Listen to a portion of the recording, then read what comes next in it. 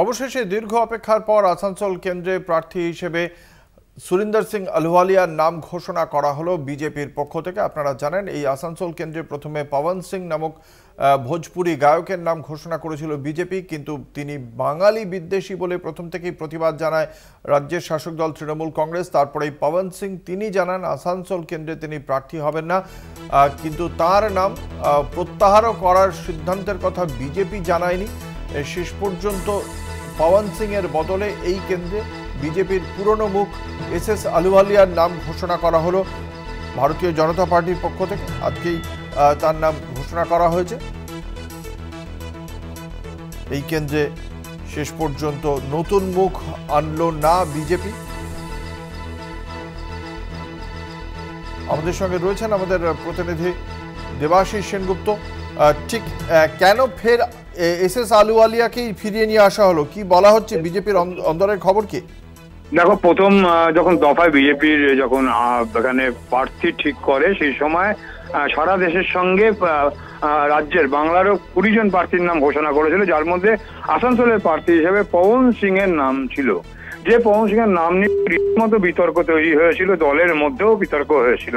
এবং পবন সিং তিনি কিন্তু নিজেও ওখান এই কেন্দ্র থেকে দাঁড়াতে চাননি, তিনি তার রাজ্য থেকে সেখানে দাঁড়াতে চেয়েছিলেন, কিন্তু পবন সিং এর নাম দেওয়াতে তা নিয়ে কিন্তু রীতিমতো আলোড়ন পড়েছিল রাজ্য বিজেপিতে। এবং তারপরে দীর্ঘদিন ধরে বিভিন্ন রকম টালবানা চলেছে, আসানসোল আসনটা কে দাঁড়াবে, কাকে দেওয়া হবে, এই নিয়ে কিন্তু বিশ্বর জলগোলা হয়। মাঝে নাম ওঠে, জিতেন্দ্র তিওয়ারিরও নাম উঠেছিল। অবশেষে আজ সকালেই কিন্তু যখন অমিত শাহ যখন এখানে এসে তিনি মিটিং করছে, জনসভা করছে, ঠিক তারই মধ্যে বিজেপির পক্ষ থেকে কিন্তু নাম ঘোষণা করা হলো আসানসোলের প্রার্থী, যিনি এর আগেও কিন্তু সাংসদ ছিলেন, এস আলুওয়ালিয়ার নাম কিন্তু সেখানে ঘোষণা করা হলো। এবং সেই এটা কিন্তু রীতিমতো যথেষ্ট তাৎপর্যপূর্ণ, কারণ যে ক্ষেত্রে পবন সিং এর নাম ঘোষণা করা হয়েছিল, পবন সিংকে নিয়ে রীতিমতো বিতর্ক তৈরি হয়েছিল।